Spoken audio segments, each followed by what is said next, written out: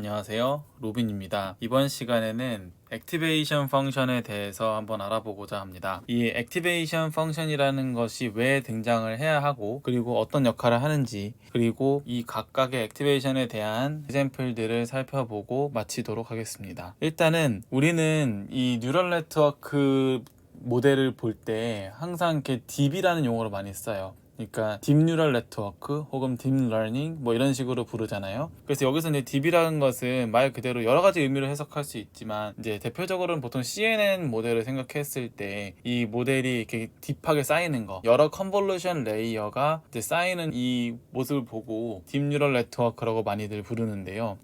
이 딥이라는 단어가 이제 정말 유의미하게 쓰이기 위해서는 방금 말씀드렸다시피 이러한 컨볼루션 레이어가 여러 개가 이렇게 쌓여야 되는 것인데, 이 컨볼루션이라고 하는 것에 대해서는 지난 시간에 했듯이 로컬리 우리가 내적을 통해서 연산 결과를 얻어내잖아요. 인풋의 커널을 이제 우리가 내적을 해서 그래서 아웃풋을 얻어냈었죠. 결국은 컨볼루션 레이어는 이렇게 뭔가 행렬곱처럼 딱 봤을 때에는 행렬곱처럼 이루어져 있지는 않지만, 결과적으로는 이 컨버전 레이어 자체는 리니어 오퍼레이션을 가지고 있습니다. 즉 서로 자기네끼리 곱하고 그 다음에 이제 에디션을 하는 이런 이제 내적 과정을 통해서 하기 때문에 리니어 오퍼레이션이라는 것을 알 수가 있고요. 이 리니어한 오퍼레이션이라고 하면은 이제 많이들 아시다시피 행렬 곱이랑 대응이 된다라는 사실을 많이들 알고 계실 텐데, 제가 이제 궁금했던 것 중 하나는 뭐였냐면, 뭔가 이 리니어한 오퍼레이션인 거는 알겠어요. 각각 로컬리는 리니어 오퍼레이션인 건 알겠는데, 실제로 제가 알고 있는 선형대수 지식은 리니어한 오퍼레이터와 이 행렬 원턴 코레스폰던스가 있거든요. 다시 말하면 리니어한 연산을 하는 이 주체가 있으면 그거에 대응하는 행렬 곱이 있기 마련인데, 근데 이 행렬 곱이라고 하는 연산 방법과 우리가 실제로 지금 이 리니어 오퍼레이터가 좀 약간 다르잖아요. 생긴 게 지금 여기서 컨볼루션 행해지는 게. 그래서 실제로 어떻게 이거를 행렬 곱으로 표현을 할 수 있지? 라는 것을 고민을 한 적이 있었습니다. 그에 대한 키워드는 이 태플릿 매트릭스라는 게 있는데, 컨볼루션 이 과정을 실제로 행렬곱 형태로 이제 표현을 한 거거든요. 그래서 궁금하신 분들은 이 태플릿 매트릭스를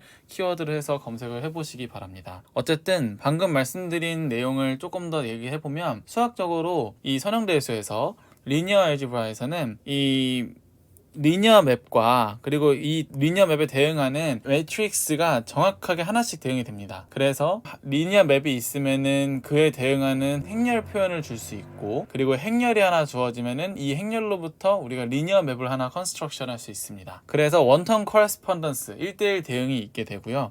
이 말을 다시 하면 원턴 코레스폰던스라는 것은 집합적인 용어고 조금 더 나아갈 수 있는데, 선형대수에서 얘기하는 것은 연산이 대응이 됩니다. 어떤 연산이 대응이 되는가 하면, 이 매트릭스에서는 행렬 곱이라는 게 있잖아요. 이 행렬끼리 곱을 한다라고 하는 표현과 이 리니어 맵끼리 합성을 한다라는 표현이 정확하게 그 대응되는 표현입니다. 그래서 우리가 여기서 이렇게 행렬로 곱을 표현하는 것과 리니어 맵을 여러 번 합성하는 게 사실은 같은 행위여서, 그래서 대응 관계를 이제 선형대수에서 많이 학습을 하는데요. 그러면 조금 더 나아가서 살펴보면, 지금 우리가 딥뉴럴 네트워크 얘기를 하고 있었잖아요. 만약에 이 딥하다고 하는 얘기를 하고 싶어서 행렬을 여러 개 곱한다거나 혹은 리니어 맵을 여러 개를 합성한다, 즉 컨볼루션을 여러 개 쌓는 행위, 이런 식으로 해석을 할 수가 있는데, 근데 잘 보면은 우리는 행렬끼리 곱을 하나 리니어 맵끼리 합성을 하나 모두 다시 행렬이 되거나 리니어 맵이 되는 것을 알고 있습니다. 행렬끼리 곱하면 행렬이 돼요. 행렬로 예를 들어 보겠습니다. 예를 들어서 3 곱하기 5짜리라는 행렬이 있었고, 5 곱하기 10짜리라는 행렬이 있었고,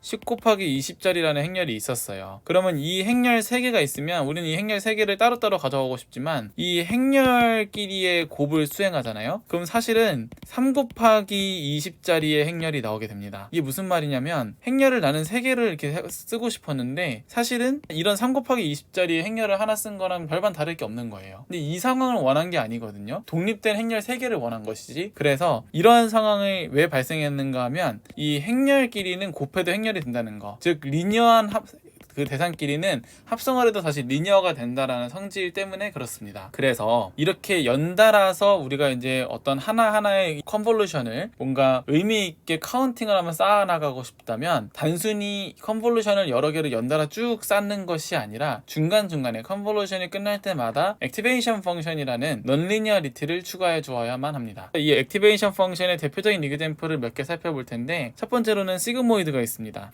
시그모이드는 다음과 같은 식을 이루고 있고요. 여기서 말하는 이는 익스포넨셜, 이거는 고등학교 범위 내에서 이런 식으로 정의를 하죠. 1 플러스 n분의 1의 n승의 리미트로 익스포넨셜을 정의합니다. 그래서 이 익스포넨셜에 대한 더 자세한 내용은 자연로그 쪽을 같이 검색을 해보시면 아실 수 있습니다. 어쨌든 이 시그모이드는 다음과 같은 그래프 모양이 되는데요. 지금 보시다시피 알 수 있는 것은 x가 무한대로 가면 갈수록 1에 근접하고 x가 마이너스 무한대로 가면 갈수록 0에 근접하며, 그리고 이 각각의 점에서의 이제 그레디언트를 생각해 봤을 때 해봤자 1을 넘지 않습니다. 이러한 특징들을 가지고 있는데 이게 아셔야 되는 내용입니다. 왜냐면은 이 액티베이션 펑션을 무엇으로 쓰느냐에 따라서 목적에 따라 이 액티베이션 펑션을 쓰는 게 다르거든요. 예를 들어서 우리가 어떤 네트워크의 아웃풋을 뽑아내는 과정에서 만약에 그 값이 0에서 1 사이의 값을 가지기를 원합니다. 그렇다면은 지금 보시면 아시겠지만 x가 어떤 값이 들어오든지 간에 상관없이 그 x에 따른 y 값을 모두 0에서 1 사이의 값으로 매칭을 시켜줘요. 이런 특징이 있거든요. 그리고 이제 이 시그모이드 같은 경우는 기울기가 1보다 작기 때문에 시그모이드를 무작정 여러 개 쌓아주면은 또 나중에 문제가 생길 수 있다는 것도 어렴풋이 짐작을 할 수 있습니다. 이것에 대한 키워드는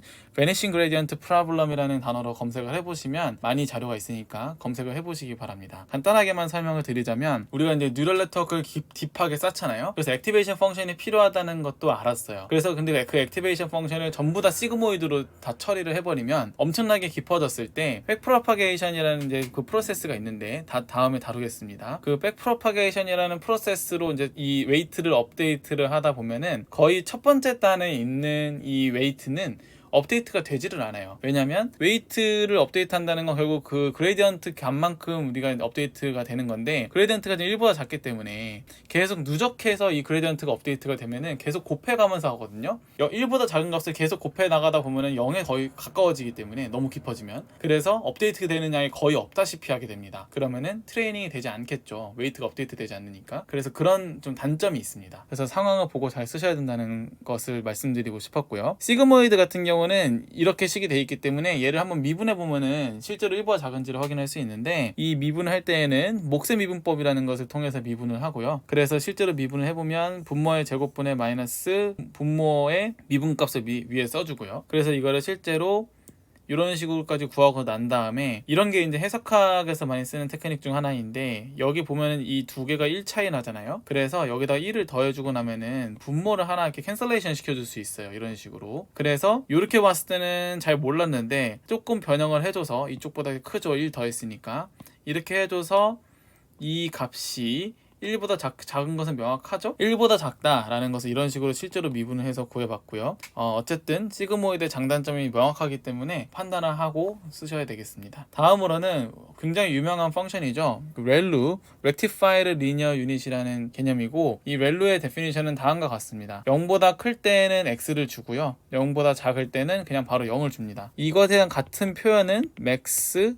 x, 0가 되겠습니다. 이 말은 무슨 말이냐면은 x가 크면은 x라는 값으로 반환을 하고, x가 만약에 0보다 작으면은 0이 맥시멈이 될 테니까 그때는 0의 값이 되는 거죠. 그래서 음수일 때는 0을 주고 양수일 때는 x가 나오는 이런 함수가 되는 것입니다. 그림으로 그리면 이런 식으로 되고요. 얘가 넌리니어리티가 있는 이유는 원점 때문이죠. 여기 또 리니어하고 여기 또 리니어한데 원점 때문에 넌리니어리티가 생기게 됩니다. 그래서 실제로 수학적으로는 이 부분이 미분 가능하지가 않습니다. 그래서 이 부분이 미분 가능하지 않다는 거는 좌미분계수와 우미분계수가 일치하지 않기 때문인데요. 이 경우는 이제 좌미분계수는 0, 우미분계수는 1이기 때문에 0과 1이 다르잖아요. 그래서 x는 0에서는 디퍼런셔블 하지 않습니다. 디퍼런셔블 하지 않지만, 생각해 보시면은 우리가 로스 펑션을 컨스트럭션하고 뭐 미분하고 이런 행동을 해야 되잖아요. 그러면 중간중간에 껴있는 이 액티베이션 펑션도 당연히 미분 가능한 함수여야지 될 거거든요. 그러면 이런 경우는 어떻게 처리해야 되는가라고 하면은, 이제 우리의 이제 딥러닝 프레임워크들, 유명한 딥러닝 프레임워크 뭐 텐서플로우나 파이토치 같은 경우에서는 모두 이 F'이 잘 정의가 되도록 해놨습니다. 그래서 이 원점에서만 잘 정의를 해주면 되는데 이 원점에서는 0으로 정의를 한다고 하더라고요. 그래서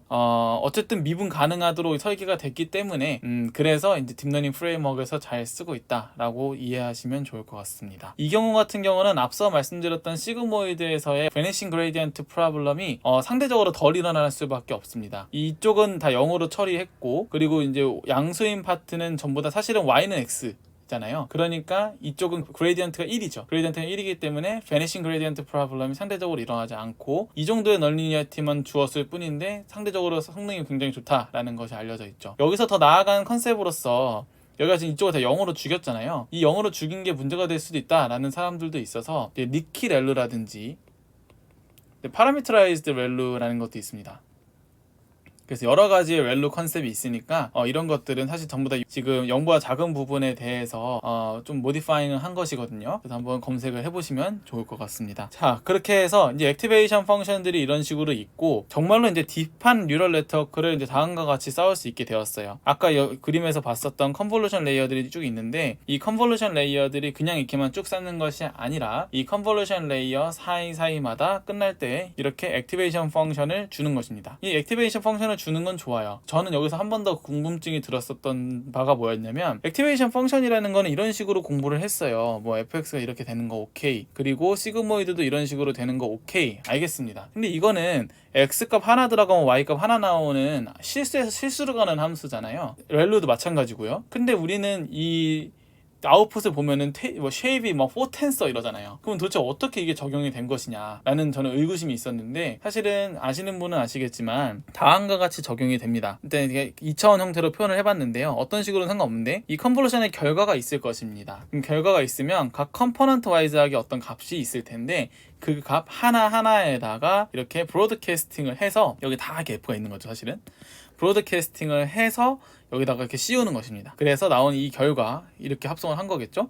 이 결과가 바로 우리가 원하는 이제 아웃풋, 이 아웃풋이 되는 것입니다. 여기에서 이제 이 넌리니어리티가 이런 식으로 들어갔기 때문에 우리는 이 컨볼루션 레이어를 이제 정말로 의미 있게 딥하게 쌓을 수 있는 것이죠. 그래서 오늘은 이제 이렇게 액티베이션 펑션이라는 것이 어떤 효용을 가지고 있는지, 그리고 어떤 종류가 있는지 한번 알아보았습니다. 다음 시간에 찾아뵙도록 하겠습니다. 시청해 주셔서 감사합니다.